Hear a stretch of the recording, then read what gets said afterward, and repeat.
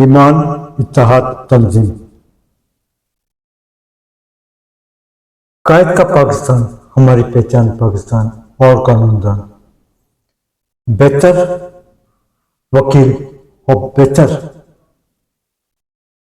Adviser tax वही होता है जो अपने क्लाइंट को इंसाफ की फराहमी में फेडरल बोर्ड ऑफ रेवेन्यू से इंसाफ फराहम करके दे। आज हमारे मेहमान चार्टर्ड अकाउंटेंट और टैक्स एडवाइजर जनाब अनिल पीटर साहब हमारे नशिस्त का हिस्सा है। कायद कश्मीर न्यूज़ चैनल के प्रोग्राम में हम आपको खुशामदीद कहते हैं। अस्सलाम वालेकुम सर। वालेकुम सलाम शेख साहब। कैसे हैं आप? बिल्कुल ठीक जी, बिल्कुल ठीक। सर, हमारे देखने वाले नाजरीन के राही के सिलसिले में आपका इब्तिदाई तारुफ। सर, मेरा नाम जैसे आपने बताया अनिल पीटर है। मैं एक चार्टर्ड अकाउंटेंट और institute of chartered accountants of Pakistan का मेंबर हूं और मुझे काम करते हुए तकरीबन 24 साल हो गए हैं। सर, ताल्लुक कहाँ से आपका? सर, मैं पिंडी से बिलोंग करता हूँ, जिसे रावलपिंडी से बिलोंग करता हूँ। सर, हमारे देश का अपनी इब्तिदाई तालीम के बारे में कुछ आगाही फराहम फरमाएं। सर, मैंने स्कूल जो है मेरा वो था सेंट मेरीज कैम्ब्रिज स्कूल मरी रोड, जो पिंडी में ही वाक़या है। उसके बाद मेरा जो कॉलेज था वो है सर सैयद कॉलेज, जो माल रोड पिंडी पे है जी। और उसके बाद मैंने सीए स्टार्ट कर दिया था। H8 में एक इंस्टीट्यूट है, उसे कहते हैं हम CFMS कहते थे। वहां से सीए का सफर स्टार्ट किया और उसके बाद एग्जाम्स देते देते हमारी जो सीए की ट्रेनिंग होती है वो मैंने AF फर्गूसन एंड को से की, जो कि इस्लामाबाद में है ऑफिस। और उसके बाद जब मैंने वो ट्रेनिंग कंप्लीट की तो मैं EY में चला गया बहरीन में और वहां मैंने तकरीबन 7.5 साल काम किया और 2015 में मैं पाकिस्तान वापस आया और 2015 से लेकर अभी तक मैं पाकिस्तान में हूं। और इस दौरान मैंने काम किया पहले पीटर एंड को चार्टर्ड अकाउंटेंट्स में तकरीबन 8 साल और 3 साल से मैं KPMG तासीर हादी में एज टैक्स पार्टनर अपने फराइज अंजाम दे रहा हूँ। KPMG एक ग्रुप है, KPMG के मुआयने क्या है? सर, KPMG एक्चुअली एक इंटरनेशनल नेटवर्क है चार्टर्ड अकाउंटेंट फर्म्स का। जी। और KPMG स्टैंड करता है, ये 4 जो अल्फाबेट्स हैं, ये 4 नाम हैं इसके पीछे जिसकी एब्रीविएशन है। और K से जो है वो बनता है क्लाइनवेल्ट, P से बनता है पीट, M से बनता है मैरविक और G से बनता है गोडेयर। तो ये उन नामों की एब्रीविएशन है। इंटरनेशनल पुराना एक नाम है जिसका हम पार्ट ऑफ मेंबर नेटवर्क है। क्या आपको कायद के पाकिस्तान में नई नस्ल का फ्यूचर क्या नजर आता है आपको? अच्छा, इसमें शेख साहब मेरा बड़ा एक डिफरेंट ओपिनियन है। आपको आजकल लोग नजर आएंगे, काफी हमारी जो न्यू जनरेशन है वो पाकिस्तान से थोड़ी नाउम्मीद नजर आएगी। वो बात करते हैं कि शायद पाकिस्तान में उनका फ्यूचर नहीं है, पाकिस्तान में उनके पास आगे बढ़ने के मौके कम है। मेरे ख्याल में, क्योंकि मैं बाहर भी रहा हूं 7.5 साल 8 साल, एक्सक्यूज मी, जो पाकिस्तान है वो हमसे है। मैं हमेशा उनको कहता हूं कि जो भी है पाकिस्तान वो हमारी वजह से है, हम पाकिस्तान की वजह से हैं। इसलिए ये कहना कि मौके कम है, मैं इससे इसलिए एग्री नहीं करता। मेरे ख्याल में पाकिस्तान में काम करने को बहुत है। हमारे पास दुनिया की 6th या 5th लार्जेस्ट कंज्यूमर मार्केट है। हमारे पास दुनिया का 5th लार्जेस्ट जो टेक्नोक्रेट्स की पॉपुलेशन है। यस, हमारे मसाइल हैं जिसमें इकोनॉमी आ जाती है, जिसमें हमारा सिस्टम के फ्लॉज आ जाते हैं, बट उसी में जहां बेहतरी की गुंजाइश हो वहीं ग्रोथ के मौके होते हैं, क्योंकि चीजों को बेहतर करना है, चीजों को ग्रोथ की तरफ लेके जाना है। तो मेरे ख्याल से हम पाकिस्तान में बहुत अच्छा काम लोग कर भी रहे हैं। मैंने बहुत अच्छा लोगों को काम करते देखा है। अगर थोड़ा सा मेहनत और सब्र के साथ काम किया जाए हम ग्रो कर सकते हैं। और एम होना चाहिए कि हमने इस मुल्क को ही उस लेवल पे लेके जाना है जब हम बात करते हैं कि फिर इस मुल्क का नाम ऐसा हो कि लोग खड़े होकर इज्जत करें, हमारी रिस्पेक्ट करें, मुल्क की इज्जत करें और इसका मकाम हो जो हम सब देखना चाहते हैं। कायद का पाकिस्तान क्या आपको रोशन नजर आता है? जो आपके जज्बात हैं? सर, मुझे नजर आता है, मैं ऑप्टिमिस्टिक आदमी हूं, मैं अच्छा सोचने वाला, पॉजिटिव सोच वाला आदमी हूं। मुझे अच्छा मुस्तकबिल नजर आता है। इसीलिए मैं तकरीबन 7.5-8 साल बाहर रह के बहुत अच्छी जॉब, अच्छे पैकेज को छोड़ के पाकिस्तान आया उसमें मेरी फैमिली का भी अमल दखल था, उनका भी रोल था, मैं उनके लिए भी आया। बट अगर मुझे ये फेथ ना होता कि पाकिस्तान में रह के मेरा करियर या मेरा फ्यूचर तारीख है और मेरे बच्चों का, मैं वापस ना आता। सर, निज़ाम तालीम में बड़ी बेतहाशा खामियां पाई जा रही हैं, इन खामियों को कैसे दूर किया जाए? सर, हमारा जो निज़ाम तालीम है वो एक्चुअली अब दुनिया में वैसे ही बहुत चेंजेस आ गई हैं जी। अब तो जमाना ये आ गया है, कहा यह जाता है कि जो आपकी मेन क्वालिफिकेशन समझी जाती हैं, जैसे आप कहते हैं डॉक्टर बन जाए बच्चा, इंजीनियर बन जाए, लॉयर बन जाए, चार्टर्ड अकाउंटेंट बन जाए, इन सब की शक्ल चेंज होने जा रही है। होंगी ये सारी डिग्रीज और फील्ड्स, लेकिन इसमें जब तक टेक्नोलॉजी, जिस तरह आर्टिफिशियल इंटेलिजेंस आ गई है, डेटा एनालिसिस आ गया है, सिर्फ कंप्यूटर का इस्तेमाल जो आज से 25 साल पहले समझा जाता था बड़ी अच्छी चीज है, वो काफी नहीं है। अब तो 5 साल का बच्चा भी कंप्यूटर इस्तेमाल करता है। तो इन जो मैं फील्ड्स की बात कर रहा हूं, अगर हम सिर्फ ये सोचें कि सिर्फ मुझे लॉ का नॉलेज चाहिए, अकाउंटिंग का नॉलेज चाहिए, इंजीनियरिंग का चाहिए, डॉक्टर के लिए मेडिसिन का नॉलेज चाहिए, वो काफी नहीं होगा। तालीम के अगर हवाले से बात की जाए, हम अपने और आपके दौर की बात करते हैं, तालीम के साथ हमारे दौर में तरबियत बड़े उलझ पर हासिल थी। बदकिस्मती हमारे मुल्क की है कि तरबियत का बड़ा फुकदान पाया जा रहा है, तालीम पाकिस्तान में आम है, इस फुकदान को कैसे दूर किया जाए? सर, ये फुकदान पाकिस्तान का नहीं है, थोड़ा सा ये फुकदान ग्लोबली है, जिसकी वजह आ गई है जो आपकी नई जनरेशन है उसके पास टीवी, लैपटॉप, मोबाइल, आईपैड, बहुत कुछ चीजें हैं। पहले आपका इंटरेक्शन लर्निंग का होता था सिर्फ अपने बड़ों से। आपके पास सीखने के लिए टीवी नहीं था, आपके पास सोशल मीडिया नहीं था, मोबाइल नहीं था, इंटरनेट नहीं था। अब प्रॉब्लम यह आ गया है कि हर इंसान उस स्क्रीन से सीखने की कोशिश कर रहा है बजाय एक दूसरे पे एतबार करके सीखने की। इसलिए बड़ों के साथ वो ताल्लुक और रिस्पेक्ट कम होती जा रही है। जब से प्राइवेट सेक्टर तालीम में उरूज पर सामने आया है, तालीम आम हो गई है, फिर भी गरीब का 1.5 से 2 करोड़ बच्चा तालीम से महरूम नजर आता है। 2 निज़ाम तालीम पाए जा रहे हैं, इन 2 निज़ाम तालीम को कैसे दूर किया जाए? सर, इसमें गवर्नमेंट का रोल बहुत जरूरी होगा, नेचुरल है। इस गैप को फिलहाल तो कोशिश की जा रही है प्लग करने की। कुछ नॉन प्रॉफिट ऑर्गेनाइजेशंस हैं जो तालीम फराहम कर रही हैं, बट ऑब्वियसली वो आटे में नमक के बराबर हैं, क्योंकि इतनी बड़ी आबादी जो आपने जिक्र किया वो उसको कवर नहीं कर पा रहे। वो 1000, 100,000 अपने अपने एंड पे जितना बच्चा है वो कर रहे हैं, और फिर प्राइवेट स्कूल्स जो कि फीस चार्ज करते हैं काफी ज्यादा, वो फिर वो कमी पूरी करने की कोशिश कर रहे हैं, बट गरीब रह जाएगा फिर भी अच्छी तालीम से। उसमें गवर्नमेंट को अपना बजट और अपना फोकस तालीम पे बढ़ाने की तमाम इदारों के साथ पाकिस्तान के 2 शोबे अहमियत रखते हैं, एक तालीम और एक सेहत। सेहत और तालीम के शोबे जात को बजट के मौके पर नज़रअंदाज किया जाता है। 5%, 10%, 7% रखा जाता है। क्यों? सर, इसलिए क्योंकि ओवरऑल एक तो हमारी टैक्स कलेक्शन और हमारा जो बजट है वो कम है। जितना हमारी आबादी के लिहाज से हमारी बजट और इनकम का तनासुब होना चाहिए गवर्नमेंट का, वो बहुत कम है।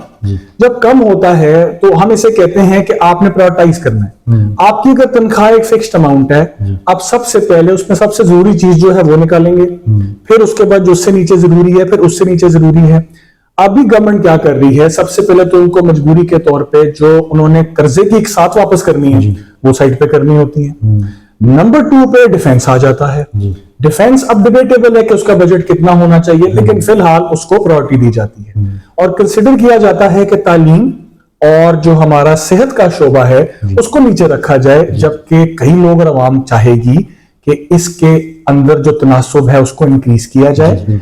और बेशक आप डिफेंस का या दूसरा कुछ चीजों का बजट थोड़ा कम कर दें, बट हैविंग सेड दैट, कहना आसान है, कई गवर्नमेंट्स इसकी कोशिश कर चुकी हैं, अब तक हुआ नहीं है। सर, सीए की तरफ जाने का रुझान, फिर आपको टैक्स की तरफ आने का रुझान कैसे पैदा हुआ? सर, मेरे वालिद साहब भी चार्टर्ड अकाउंटेंट हैं जी। तो शेख साहब उन्होंने 52 साल हो गए उनको भी काम करते हुए, उनका सीनियर मोस्ट टैक्स कंसल्टेंट्स भी हैं और उनका नाम भी ज्यादा टैक्स में था ना, तो इसलिए मुझे उनको देख के ही शौक हुआ चार्टर्ड अकाउंटेंट बनने का। और टैक्स की स्पेशलाइजेशन भी आप समझे मुझे विरासत में ही मिली और मैंने वही फिर आगे लेके चला। जब आपने अपनी प्रैक्टिस का आगाज शुरू किया तो उस वक्त आपके उस्ताद मोहतरम कौन थे? सर, मेरे उस्ताद मोहतरम जब मैंने सबसे पहले स्टार्ट किया फर्गूसन में, जब मेरी ट्रेनिंग हुई, तो मेरे पहले मैनेजर थे मलिक मिर्जा जी। और वहां से फिर एहतशाम साहब थे और फिर मुफद्दल साहब थे, और इस तरह मैंने इन सबके साथ काम करते करते बहुत सीखा। फिर आसिम मसूद हैं, बहुत अच्छे मुझे सीनियर्स मिले जिन्होंने सिखाया, काफी ख्याल किया, और आज तक मैं उनको बड़ी इज्जत की निगाह से देखता हूं। आज आप एक KPMG ग्रुप का हिस्सा हैं, किस तरह लेके चले हैं अपने ग्रुप को? सर हम देखें, हम बेसिकली तासीर हादी हैं जो हमारी लोकल फर्म का नाम है। अब तासीर हादी KPMG का पार्ट है, बट इसकी एक अपनी लोकल प्रेजेंस है और बड़ा नाम है और बड़ी रेपुटेशन है।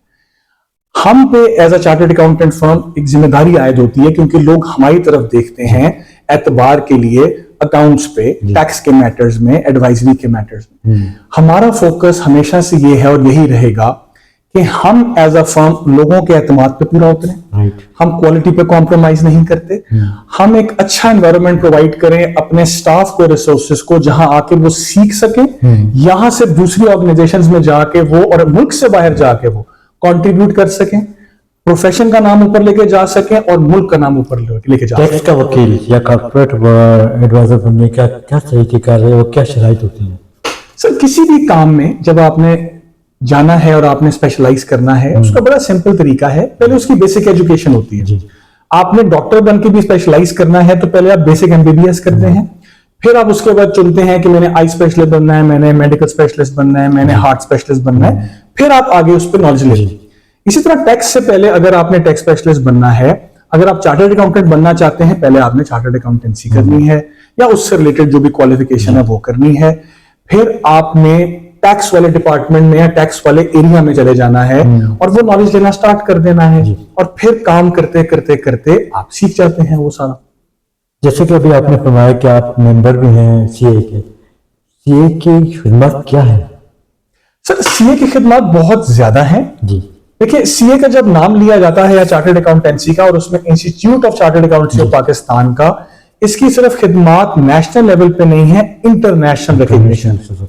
हमारा पाकिस्तान का चार्टर्ड अकाउंटेंट आज पाकिस्तान में हो या पाकिस्तान से बाहर भी जाएं, आपको हमेशा इज्जत की निगाह से देखा जाएगा, क्योंकि समझा जाता है कि अगर पाकिस्तानी चार्टर्ड अकाउंटेंट आया है तो ये एक क्वालिटी और इंटेग्रिटी के ऐसे मकाम पे है कि कॉम्प्रोमाइज नहीं करेगा, ना क्वालिटी पे ना इंटेग्रिटी पे। ये ICAP की खिदमत है कि ऐसा इंस्टीट्यूट और ऐसा सिस्टम हमने बनाया है कि यहां से जो बच्चे या जो लोग CA करके निकल रहे हैं वो पाकिस्तान और दुनिया भर में क्वालिटी की जमानत समझे जाते हैं। जैसे कि अभी आपने फरमाया था कि 7-8 साल अपनी बैरून मुल्क भी गुजारे हैं, बहरीन और पाकिस्तान की टैक्स के हवाले से क्या खिदमत है?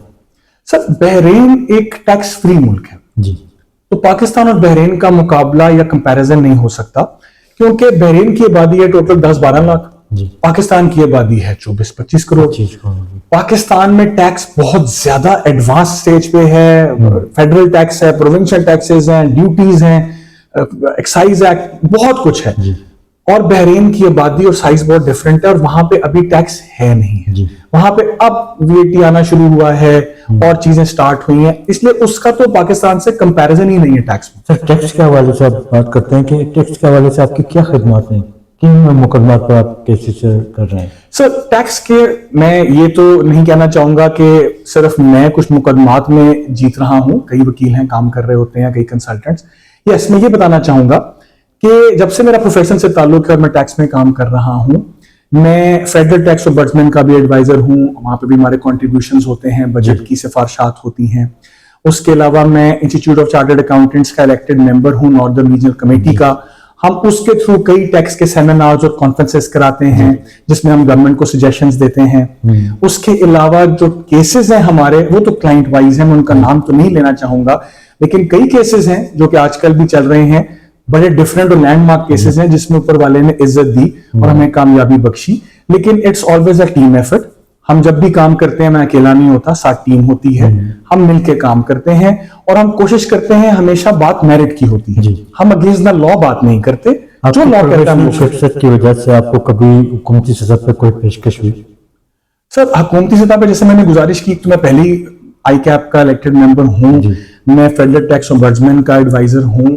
उसके अलावा गवर्नमेंट के साथ हमारा इंटरेक्शन वैसे ही अब रहता है, क्योंकि जब एक टाइम हो जाए आपको फील्ड में और आप मुख्तलिफ ये जो मैंने पोजीशंस बताई, तो हम ऑलरेडी गवर्नमेंट के साथ जो सिफारिशात हैं उस पर हम बात कर रहे होते हैं। शफाफ हुक्मरानी और अवामी रिलीफ के क्या इक़दाम होने चाहिए, किस तरह के होने चाहिए? सर, अवामी रिलीफ तब तक नहीं आ सकता जब तक हमारा टैक्स रेवेन्यू नहीं बढ़ सकता। देखिए, जितना आपने खर्चा करना है, आपके खानदान की खुशहाली डिपेंड करती है आपकी कमाई पर। कमाई होती है हमारी टैक्स इनकम। जब तक हमारी इनकम नहीं बढ़ेगी, हम मुल्क और अवाम को सहूलियात और उनकी तरक्की और इंफ्रास्ट्रक्चर और सिस्टम पे काम नहीं कर सकते। आप तो पे कर रहे हैं टैक्सेस। अच्छा, अब नहीं सर, मैं यही गुजारिश करूं, हमारा जो सिस्टम है इस वक्त शेख साहब, वो बड़ा मिक्स हो गया हुआ है। टैक्स जो पे कर रहा है उसी से और टैक्स लिया जा रहा है। बिल्कुल। आप टैक्स जितना दे रहे हैं, आपसे कहा जा रहा है और टैक्स दे दो। आप सैलरी हैं, आप कंपनी हैं, जिससे विद होल्डिंग हो रही है। अगर पैसे बैंक में पड़े उससे काट लो। दुनिया का सिस्टम टैक्स का ऐसे नहीं चलता। वो चलता है जिसकी इनकम जितनी ज्यादा है उससे टैक्स लिया जाए, और अवाम का एक बड़ा पोर्शन टैक्स देती है अपनी इनकम पे डायरेक्टली, जिससे लोड कम होता है बाकियों पे। और क्या होता है कि गवर्नमेंट के पास पैसे आते हैं खर्चे करने के लिए, खुशहाली के लिए। हमारा इस वक्त जो अवाम का डायरेक्ट टैक्स की परसेंटेज है वो बहुत कम है। वो वही दे रहे हैं जिसकी सैलरी पे कट रहा है, या कंपनीज हैं जिनकी पेमेंट्स पे कट रहा है। कई लोग हैं, कई बिजनेसेस हैं जो टैक्स एम्बिट से बाहर हैं, टैक्स नहीं दे रहे हैं। उस वजह से आपका रेट और मेरा टैक्स का रेट बहुत ज्यादा। कहा जा रहा है कि महंगाई सिर्फ मुआशी नहीं, ये एक समाजी चैलेंज भी है। क्या राय है इस सिलसिले में आपकी? सर, ये बात बिल्कुल ठीक है। एक तो देखें, महंगाई होती है, डीजल महंगा हो गया, महंगा हो गया जी सारा कुछ, बिजली महंगी होगी, चीजें महंगी होगी। बट हमारा समाजी चैलेंज ये है कि हमारा थोड़ा एथिक्स का लेवल लो है। अगर डीजल 10 रुपए लीटर बढ़ता है तो प्याज 100 रुपए किलो महंगा नहीं हो सकता, क्योंकि एक गाड़ी पे 8 दुकानों का सामान आता है। उसको आप डिवाइड करें तो शायद प्याज 50 पैसे, 1 रुपया भी महंगा नहीं होना चाहिए किलो। लेकिन क्योंकि समाजी चैलेंज है, हम लोग अल्लाह से नहीं डर रहे हैं, हम उसको बहाना बना के अगले दिन सिर्फ बोल देते हैं डीजल महंगा हो गया जी 10 रुपए, प्याज 100 रुपए महंगा हो गया, टमाटर 200 रुपए महंगा हो गया है। और इस बात को जस्टिफाई पता नहीं खुद कैसे करते हैं कि ये हराम खा रहे हैं। इलेक्ट्रिसिटी हो या फ्यूल या गैस, इनमें टैक्सेस की शरह तकरीबन 80% जाहिर ली जा रही है। इसको कैसे रोका जाए सर? सर, इसकी वजह वही आ जाती है वापस कि जब गवर्नमेंट के पास, क्योंकि अभी तक गवर्नमेंट जो ब्रॉडनिंग ऑफ टैक्स बेस का कॉन्सेप्ट है कि आपने ज्यादा से ज्यादा लोगों को टैक्स के नेट में लाना है ताकि आपका डिवीजन हो जाए लोड की। आप एक बंदे से 100 रुपए ना लें, आप 10 बंदों से 10-10 रुपए लें। वो जब तक नहीं होगी और हम नहीं करेंगे एज अ गवर्नमेंट, फिर गवर्नमेंट बिजली के बिलों में टैक्स ऐड करती है, मोबाइल के अंदर टैक्स ऐड करती है, टीवी देखने पे, हर चीज पे आपका इनडायरेक्ट टैक्स ऐड हो जाता है। खाना खाएं 18% टैक्स दे दें, वो इसलिए होता है क्योंकि आप ब्रॉडनिंग ऑफ टैक्स बेस नहीं कर रहे हैं। जी, तो आपकी निगाह में महंगाई पर कैसे कंट्रोल किया जा सकता है? सर, महंगाई पे कंट्रोल तभी हो सकता है जब हमारी टैक्स इनकम बढ़ेगी और हमारा रुपी स्ट्रांग होगा और हमारी इकोनॉमी बेहतर होगी। इकोनॉमी बेहतर होती है जब आप लॉन्ग टर्म पॉलिसीज पे काम करते हैं, 6-6 महीने का नहीं सोचते, जिससे आपके मैन्युफैक्चरिंग, इन्वेस्टिंग बाहर से आती है, इन्वेस्टर्स आते हैं, आप प्रोडक्शन स्टार्ट करते हैं, एक्सपोर्ट करते हैं। आप पाकिस्तान में जो टैक्स नेट से बाहर लोग हैं उनको टैक्स नेट में लेके आते हैं। आप इंटरेस्ट रेट कम रखते हैं ताकि बाहर से जो इन्वेस्टर है वो आएगा और पाकिस्तान से मुनाफा कमा के बाहर ले जाना उनके लिए आसान होगा। पेट्रोलियम की वजह से मुल्क में बढ़ती हुई महंगाई, आवाम रिलीफ के मुंतजर है। आवाम को किस तरह मुमकिन रिलीफ किया जाए? सर, मुझे शॉर्ट टर्म में तो नहीं नजर आ रहा कोई रिलीफ आएगा गवर्नमेंट से, क्योंकि गवर्नमेंट पैसे भी बढ़ा रही है। गवर्नमेंट उसमें बल्कि वही कर रही है कि इवन अपना टैक्स का शेयर भी बढ़ा देती है बीच बीच में। वही मैंने दुकानदार वाली बात की, जब गवर्नमेंट ऐसे कर रही है तो वो नीचे तक जा रहा है कि पेट्रोल की प्राइस डॉलर ऊपर जा रहा है तो बढ़ानी है, साथ वो उसी बहाने टैक्स भी रिकवर कर रहे हैं ज्यादा।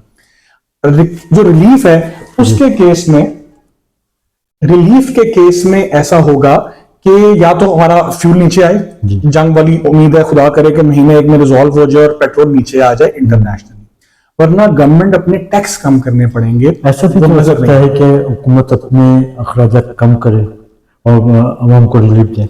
सर, बिल्कुल कर सकती है, ये काफी दफा बात भी होती है, लेकिन वो अगेन ज्यादा दिखाने की बात रह जाती है, या वो कमी ऐसी होती है जो कि वही बात है कि वो आटे में नमक के बराबर ही होती है। जो एक्सपेंसेस हैं सर, वो 10 हफ्ते के एक्सपेंसेस से फर्क नहीं पड़ता। अगेन लॉन्ग टर्म मेजर्स होते हैं। आप ये नहीं कह सकते कि 10 दिन के लिए, महीने के लिए कुछ कर देंगे। फेडरल बोर्ड ऑफ रेवेन्यू कि चीफ कमिश्नर से लेकर नीचे तक का तबका एक आम क्लाइंट पे वो नोटिस इशू कर रहा है, जबकि कंप्यूटर सिस्टम मौजूद है, चेक एंड बैलेंस नजर नहीं आता। क्यों? सर वो हमारे मुल्क में ओवरऑल मिसिंग है, जो हमारा प्रॉब्लम है। देखिए, कहीं भी इंसाफ का तो मकसद ही यही है, बेसिस यही होती है कि सही काम पे कुछ ना कहा जाए, शाबाश मिले, बल्कि सपोर्ट मिले सिस्टम से, और जहां गलती हो वहां पे सिस्टम आपको ना छोड़े, और वो अप्लाई करे आम आदमी पे भी, आपके गवर्नमेंट सर्वेंट्स पे भी, हर इंसान पे। यहां पे प्रॉब्लम ये है हमारा कि जहां पे कहीं ज्यादती होती है किसी गवर्नमेंट सर्वेंट से, और होती है, जाहिर बात है, बहुत होती है, वहां पे अकाउंटेबिलिटी नहीं है। जी। आम आदमी आपके साथ ज्यादती है, आपने गलती किया, आपको लॉ पकड़ना चाहे पकड़ सकता है, उधर कोई सुनवाई नहीं है, और इसी वजह से आम आदमी का सिस्टम पे जो फेथ है और जो कॉन्फिडेंस और टैक्स सिस्टम पे भी जो फेथ है वो खत्म होता जा रहा है। जैसे कि अभी आपने फरमाया कि आप फेडरल ओम्बुड्समैन, टैक्स ओम्बुड्समैन के एडवाइजर भी हैं। देखने में यह है कि आजकल चेहरा शनासाई, फेस रीडिंग का सिलसिला शुरू हो गया है अदालतों में। चेक फेस रीडिंग को कैसे रोका जाए और इंसाफ कैसे फराहम किया जाए? सर ये एक बड़ा इंपॉर्टेंट पॉइंट है कि देखिए, हम इंसाफ बंदे को देख के, उसका बैकग्राउंड देख के कि कौन खड़ा क्या बात कर रहा है, इस बेस के होना ही नहीं चाहिए। इसीलिए कहते हैं इंसाफ अंधा होता है, कानून अंधा होता है, उसको मेरिट पे जाना है। जी। तो ये बात तो रियलाइज हमें पहले ही पता है सबको, लेकिन ये तो ओवरऑल गवर्नमेंट रियलाइजेशन की जरूरत है और डायरेक्शंस की जरूरत है गवर्नमेंट की कि भाई इंसाफ होना चाहिए, और जहां पे लगे, जैसे आपने कहा कि इंसाफ नहीं हुआ, वहां पे एक्शन होगा, तो फिर लोगों के लिए एग्जाम्पल सेट होगी ना कि मैंने इंसाफ करना है। जी। अगर इंसाफ नहीं हो रहा और फिर भी कुछ नहीं कहा जा रहा, तो फिर किसी को कोई डर नहीं होगा। FBI ने हाल ही में एक पॉलिसी तरतीब दी थी, ताजी दोस्त बिरादरी, जो कि बुरी तरह मुतासिर हुई, फेल हो गई। क्या ये जो कमेटियां बनाई जाती हैं, एक कमेटी के तहत तश्कील नहीं दी जाती? सर ये बड़ा इंपॉर्टेंट एस्पेक्ट है कि जो भी FBR इंसेंटिव्स या स्टार्ट करता है कोई भी काम, उसमें जो स्टेक होल्डर, जिनका हमारा मतलब होता है, जिन लोगों से वो ताल्लुक होता है, उनको शामिल नहीं किया जाता। जी। अच्छा, पहले शामिल नहीं किया जाता, एक चीज बना ली जाती है, या शामिल भी किया जाता है तो बड़ा थोड़ा सा खाना पूरी के लिए किया जाता है, और उसको बड़ी जल्दी में कर दिया जाता है। इस वजह से ज्यादातर स्कीम्स फेल हो जाती हैं, क्योंकि उसमें लोगों का जिन पे असर होना होता है, उनके रिप्रेजेंटेटिव शामिल नहीं होते, उनकी गाइडेंस नहीं होती, उनका इनपुट नहीं होता, उनका फीडबैक नहीं होता। सेकंड ये प्रॉब्लम आता है कि जब आप कुछ इंप्लीमेंट करते हैं तो गवर्नमेंट की जो रिट है, जब गवर्नमेंट किसी चीज को सोच समझ के लेके आएगी, फिर उस पर उसको स्टैंड लेना चाहिए। लोग, जाहिर बात है सर, एक बंदा रुपया टैक्स नहीं दे रहा, आप उसे टैक्स दे दे, कोई खुशी से नहीं देगा, आपको स्टैंड लेना है, थोड़ी देर खींचना है उसको। तीसरा और आखिरी चीज, जब लोगों का एतबार ही नहीं है सिस्टम पे, जैसे मैंने गुजारिश की, तो लोग सही काम भी करने से डरते हैं कि शायद इसमें भी कोई बदनीयती होगी। आपके ख्याल में टैक्स पे कैसे लाया जाए? सर एतबार सिस्टम पे इंसाफ लेके हैं सबसे पहले। जब लोगों को यह पता होगा कि मेरा जायज टैक्स मुझसे लिया जाएगा और मेरे साथ ज्यादती नहीं होगी, लोग टैक्स नेट में तब तक नहीं आएंगे। अभी लोग ये कहते हैं कि हम आ गए तो हमें अगर जायज 10 रुपए देने हैं तो हमें पता है हमें 20 देने पड़ेंगे। जी। एक मसला। दूसरा, हमारे टैक्स रेट्स बहुत हाई हैं। पाकिस्तान एक डेवलपिंग या थर्ड वर्ल्ड कंट्री कहलाता है। हमारे टैक्स रेट उस लेवल पे हैं जो दुनिया के सबसे डेवलप कंट्रीज के रेट हैं। तो लोग कहते हैं जब तालीम मेरी अपनी, सेहत मेरी अपनी, सिक्योरिटी मेरी अपनी, सवाए एक रोड के जो कई जगह टूटी मिलती है या सही मिलती है, उसके अलावा मुझे मिलना ही नहीं है, मैंने बिजली के गैस के खुद पैसे देने हैं, सिलेंडर लगाना है, तो मैं टैक्स क्यों दूं? और उस टैक्स में भी मेरे साथ ज्यादती हो। बिजनेस कम्युनिटी के हवाले से अगर देखा जाए तो फेडरेशन चैम्बर ऑफ कॉमर्स और दीगर चैम्बर्स रीढ़ की हड्डी होती है, इनकी क्या खिदमत है सर? सर इनकी खिदमत हैं, ये काफी मेहनत करते हैं, ये काफी जगहों पे गवर्नमेंट के साथ इंगेज होते हैं, बट डिसीजन एंड में गवर्नमेंट का ही है। गवर्नमेंट का फैसला हो सकता है वो उनकी बातें और सिफारिशात को कंसिडर करे या ना करे। हमने अक्सर देखा चैम्बर्स में कि मीटिंगें की जाती हैं, पॉलिसियां बनाई जाती हैं, इम्प्लीमेंटेशन नजर नहीं आता। क्यों? सर गवर्नमेंट को ढेर सिफारिशात हर साल जाती है, इवन हम देते हैं, institute of chartered accountants of Pakistan देता है, लेकिन गवर्नमेंट के अपने चैलेंजेस हैं जिसमें IMF बहुत बड़ा फैक्टर है, और कई सिफारिशात या मेजॉरिटी सिफारिशात गवर्नमेंट नहीं इंप्लीमेंट करती है, क्योंकि सबसे पहले उनको IMF की सुननी है, और उसके बाद उनको अपने स्टाफ की सुननी है और फिर लोगों पे आते हैं। बजट के मौके पर ताजिरों को और बिजनेस कम्युनिटी को एतमाद में लेकर बजट पेश नहीं किया जाता। इन तहफ़्फ़ुज़ात को कैसे दूर किया जाए? सर मेरा तो यही कहना है कि हमेशा, बिल्कुल आप ठीक कह रहे हैं, कि 6 महीने पहले जो हमारे चैम्बर ऑफ कॉमर्स और जितने आपके एसोसिएशंस हैं इनको शामिल किया जाना चाहिए डिस्कशंस में। हम आखिरी महीने ये काम या 2 महीने पहले ज्यादातर करते हैं। और आपको कोशिश करनी चाहिए, डेफिनेटली हमें टैक्स कलेक्शन बढ़ाने की जरूरत है और लोगों को टैक्स बनाने की जरूरत है, बट ये तब भी होगा जब उन लोगों का एतमाद लेंगे हम और टैक्स रेट को कम करेंगे। तो एतमाद किस तरीके से मुमकिन है? सर साथ मिला के, इंसाफ की फरहमी यकीनी बना के कि हमारे अदालतें, हमारे ट्राइब्यूनल्स, हमारे जो भी डिपार्टमेंट के फैसले हैं वो जायज होंगे और जहां नहीं होंगे वहां पे सुनवाई होगी, और टैक्स रेट कम करके और ट्रांसपेरेंसी लाके कि हम जो टैक्स कलेक्ट कर रहे हैं वो खर्च अवाम पे कैसे हो रहा है। एक शख्स खरीदारी पर टैक्स जताया, खदशात बेतहाशा पाए जाते हैं, वो चाहता है कि मुझे कुछ रिलीफ मिले, तो वो किस तरीके से रिलीफ मिले? सर रिलीफ अभी तो शॉर्ट टर्म तो यही आ रहा है, आपने देखा होगा कि या सेहत कार्ड बन जाते हैं या बेनिफिशियरी इनकम सपोर्ट कार्ड, लेकिन आपको पता है वो थोड़े पॉलिटिकल भी यूज हो जाते हैं, मिस यूज भी हो जाते हैं। असल रिलीफ तो तभी मिलेगा जब बिजली का रेट नीचे होगा, पेट्रोल का रेट नीचे होगा, और गवर्नमेंट अपनी कमेटीज बनाए कि जो मार्केट्स में रेट है वो भी स्टैंडर्ड रेट हो ऑल पाकिस्तान। ऐसा ना हो कि इलाके टू इलाके 200-200 रुपए का फर्क पड़ रहा हो, अवाम को रिलीफ तब मिले।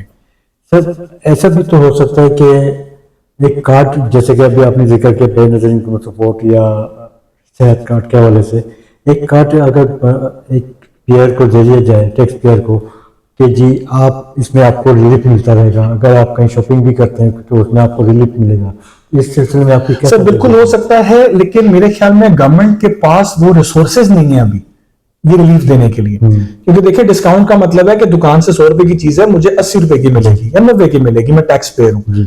वो 10 रुपए दुकानदार को तो कहीं से मिलने हैं, वो गवर्नमेंट ने देने हैं। गवर्नमेंट के पास ऑल पाकिस्तान टैक्स पेयर्स के लिए वो देने के लिए मेरा ख्याल अभी फंड्स नहीं होंगे, वरना तो बड़ा अच्छा हो जाए अगर ऐसा इंसेंटिव मिल जाए। बट टैक्स पेयर को मैं एक बात ऐड कर दूं, ये वाला इंसेंटिव ना दें और इज्जत दे दें।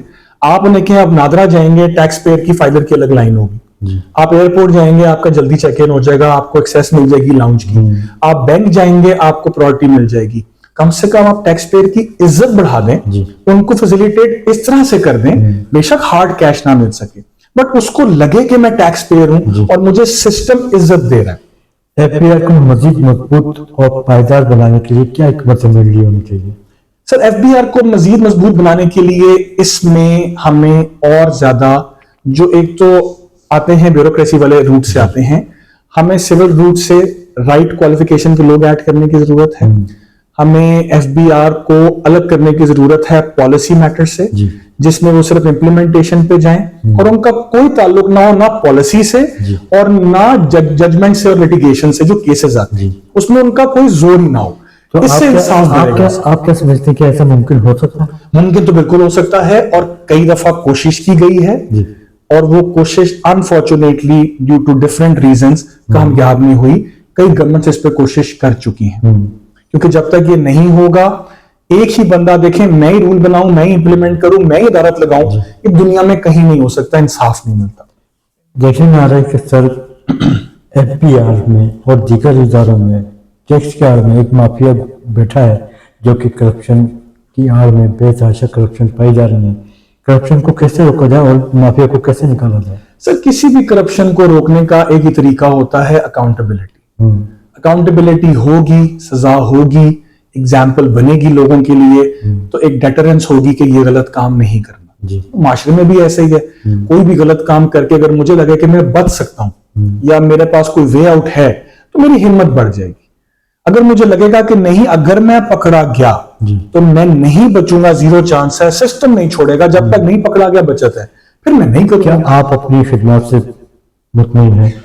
सर नहीं, एज अ इंसान, as a professional I believe अभी तो बहुत कुछ करने को है, बहुत काम करने को है, बहुत कंट्रीब्यूट करना है मुल्क के लिए, टैक्स के लिए। तो आई बिलीव कि ये ऑनगोइंग सफर है और अभी तो मैं बहुत दूर हूं स्टेज से कि मुझे लगे कि बहुत कुछ कर लिया है। सर कोई ऐसा केस, ऐसा कोई मुकदमा या ऐसा कोई क्लाइंट जिसका केस आपने विन किया हो, जो कि याद दिलाता? सर ये कार्ड दीजिएगा, वो इसलिए नहीं कर सकते क्योंकि क्लाइंट्स के ना जो केसेस होते हैं ये होते हैं कॉन्फिडेंशियल। अच्छा। तो जब हम केस की बात करेंगे ना तो वो उनकी राइट्स, पैसों की बात होती है, उनके इश्यूज होते हैं, तो क्लाइंट्स के हम केसेस डिस्कस नहीं करते sir. Okay sir, Pakistan Iran America जंगबंदी के तहत एक पोजीशन में आया है। आप क्या समझते हैं कि पाकिस्तान कुछ अपने ख्वाहिशात को मद्देनजर रखते हुए कुछ हासिल कर सकता है? सर ये डिपेंड करेगा लीडरशिप पे, और मैं तो खैर पॉलिटिशियन नहीं हूं, मैं ये कमेंट तो नहीं कर सकता कि क्या कर पाएगा या क्या नहीं। But yes, as a Pakistani मुझे ये जरूर खुशी होती है क्योंकि मैं फिर जब मेरा इंटरेक्शन होता है लोगों से, हमारा नाम कम से कम पॉजिटिव लाइट में लिया जा रहा है इंटरनेशनली, हमें कंसिडर किया जा रहा है एक इंपॉर्टेंट कंट्री। डेफिनेटली हमारे इज्जत वकार और रेपुटेशन में इजाफा हुआ है। इसको कैश करने का फायदा तभी होगा जब इससे हम इन्वेस्टर लेके आए, इससे हम अपने मुल्क में मैन्युफैक्चरिंग लगाएं और अपने लोगों को रिलीफ और खुशहाली दे सकें, क्योंकि इवेंचुअली इस सब का फायदा कोई नहीं है अगर अवाम पिस रही है। तो उम्मीद है, मुझे उम्मीद है कि इस सब से कुछ अच्छा ही निकलेगा और हम इवन इंटरनल पॉलिसीज भी बेहतर करके इसका फायदा उठा सकेंगे। कश्मीर पे थोड़ी सी बात कर लेते हैं सर।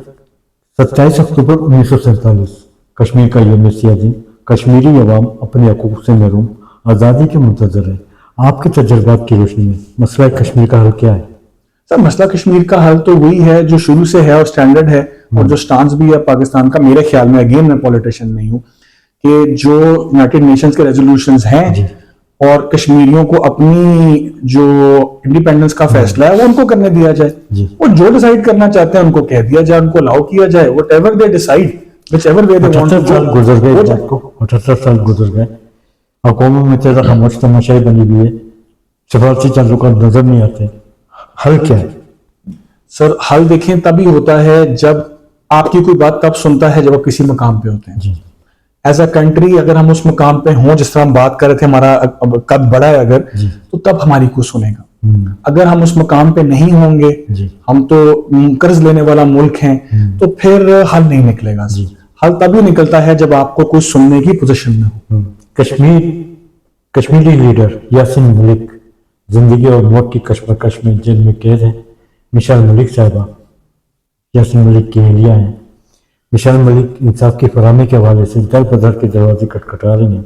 आप क्या समझते हैं कि मिसाल मलिक की काविशों से यासीन मलिक को कोई इंसाफ मिल पाएगा? सर आई होप मिले, क्योंकि हर इंसान के राइट्स हैं कुछ जो कि बिल्कुल बेसिक राइट्स हैं, सारे इंसान बराबर हैं, हर इंसान को राइट्स हैं सोसाइटी में भी, इवन अगर वो कैद में भी हो, इसके लॉज भी मौजूद हैं, जिनेवा कन्वेंशन भी मौजूद है। आई होप एंड प्रे कि कुछ ना कुछ अच्छा हल निकल सके और जो जो रेलेवेंट अथॉरिटीज हैं वो उसको देख सकें in the light of law. अफवाज पाकिस्तान की बात की जाए, फील्ड मार्शल आसिम मुनीर, वज़ीर आज़म पाकिस्तान मोहम्मद शहबाज शरीफ ने हाल ही में कश्मीर को उजागर करते हुए कश्मीर की आज़ादी के सिलसिले में आलमी सतह पर आवाज़ बुलंद की है। आप क्या समझते हैं कि यासीन हमारे फील्ड मार्शल साहब और वज़ीर आज़म साहब की काविशों से कुछ राहें हमवार होंगी? सर राहें हमवार हो सकती हैं, बिल्कुल हो सकती है, बट शॉर्ट टर्म एकदम फायदा या सोल्यूशन नहीं निकलता, क्योंकि 78 साल का मसला आपको पता है 1 दिन में 2 दिन में हफ्ते में हल नहीं होता। राह जरूर हमवार हो सकती है। सर कश्मीर न्यूज चैनल की सालगिरह 17 मई 2026 को लाहौर में बाग जिना लाहौर में मुनक्किद हो रही है, जिसकी सरबराही जस्टिस इबादुर रहमान लोधी साहब फरमा रहे हैं। इस हवाले से आप कश्मीरी अवाम को क्या पैगाम देना चाहेंगे? सर मैं कश्मीरी अवाम को यह पैगाम देना चाहूंगा कि आप हमारे दिल के बहुत करीब हैं। मेरे ढेर दोस्त क्लास फेलोज कश्मीर से हैं, मैं कश्मीर विजिट करता हूँ टैक्स के लिए, सैर के लिए, मिलने के लिए लोगों को। तो मेरा ये कहना है कि हमें तो आप पार्ट ऑफ फैमिली और हमारा हिस्सा लगते हैं, बहुत प्यार है हमारा आपसे, और हमारी दुआ है कि ये प्यार और ये ताल्लुक हमेशा कायम रहे, और दिली दुआ है कि कोई भी प्रॉब्लम या मुश्किलात अगर आप लोगों की है तो वो जल्द से जल्द रिजॉल्व हो और आपको आपकी ख्वाहिशात के मुताबिक हर चीज मिले। बहुत शुक्रिया सर, आपका वक्त देने का बड़ी नवाजिश है sir. Thank you so much. कश्मीरियों का एक सवाल सामने आ गया सर कि कश्मीर बनेगा पाकिस्तान नहीं बल्कि कश्मीर बनेगा खुद मुख्तार। बिल्कुल सही है सर। कि वो आपकी सजेशन सामने आई कि जी उनसे सजेशन ली जाए कि आया वो क्या चाहते हैं? सर आई थिंक ये तो डिसाइडेड फैक्टर है ना कि वो कश्मीरियों को ही रेजोल्यूशन है कि अलाउ किया जाए। अल्लाह करे वो पाकिस्तान का उनके साथ प्यार बहुत डिफरेंट लेवल पे है, वो ये डिसाइड करे। जिस तरह मैंने कहा मेरे बहुत दोस्त हैं, बट अगेन फैसला ये कश्मीर का ही हो। जी जैसे आपके पाकिस्तान का झंडा लगाया हुआ है आपने अभी, तो दिल से तो हम मिले ही हुए हैं ना, जी। लेकिन फैसला फिर भी उन्हीं का ही है। बहुत शुक्रिया सर आपका वक्त देने का। बहुत शुक्रिया शेख साहब।